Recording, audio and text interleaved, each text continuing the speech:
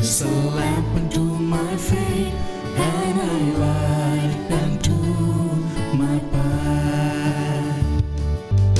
Thy word is a lamp unto my feet, and a light unto my path.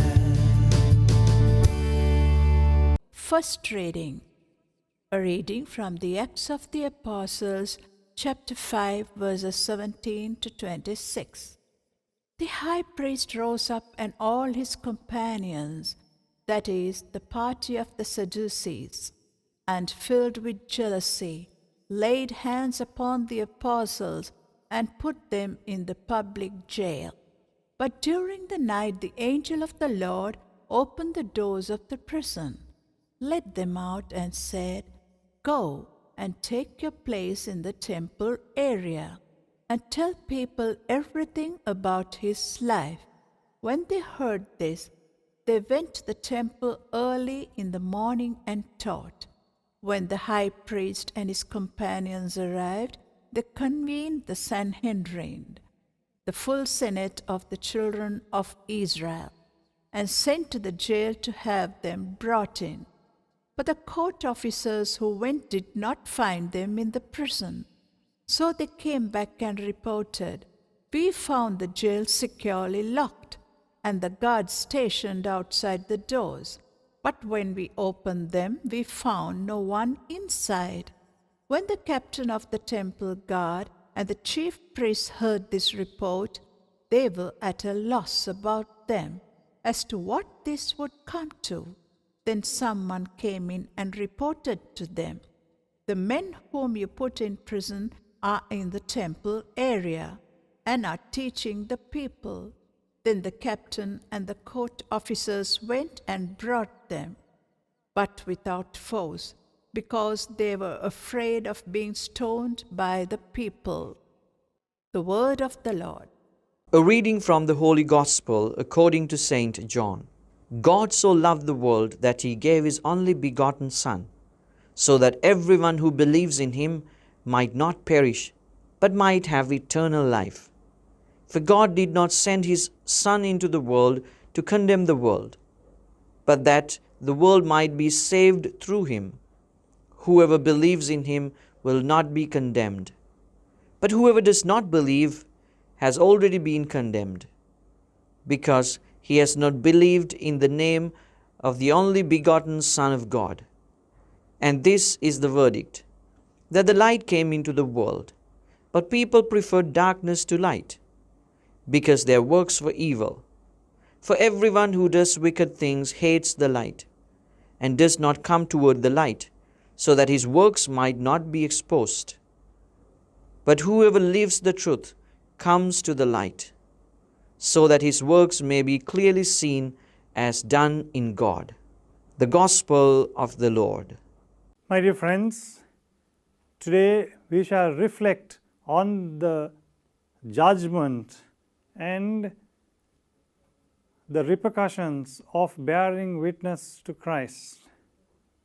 In the first reading, we are presented with the scenario of the apostles being arrested and put in prison because they were fearless in proclaiming Christ, because they were spreading Christianity. They were arrested and put in prison. The first apostles, at the very inception, had to go through this rigid procedure of the world. Not only now, not only in the Middle Ages, but at the very inception, the apostles were arrested because of their faith and put in prison. They had to undergo punishment. In the Gospel, we are presented with the judgment of God. And we are told that the judgment is that the light of Christ has already appeared. The powers of darkness, the acts of evil, and all kinds of things that are done in the dark are now over. The judgment is that the light of Christ has appeared, and we need to live according to the light of Christ. However, because the disciples were preaching this, the resurrection of Jesus, the light of Christ, and bearing witness to that faith, they were put in prison, arrested and put in prison. Therefore, my dear friends, we need to be not fearful of this human enterprise, but rather focus our attention on the light of Christ. Then, even with all kinds of restrictions of this world, human restrictions, we will be able to bear witness to the truth. We are presented with our own situation where we are looking for justice, we are crying for justice. And to know the truth behind the Easter Sunday attacks.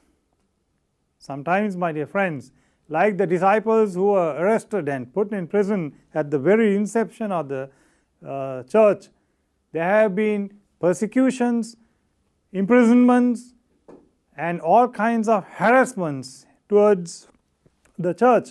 But we need not be fearful, because if we are in the light of Christ and the judgment of God has saved us, we need not fear any other evil power.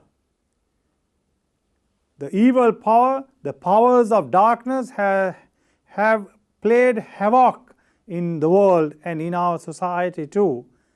But my dear friends, the light of Christ will triumph. The truth and justice will be revealed, and the judgment of God will be the final judgment. Therefore, let us yearn for the judgment of God and justice be prevailed, and even in the midst of persecutions and harassment and hardships, let us bear witness to the faith of Christ.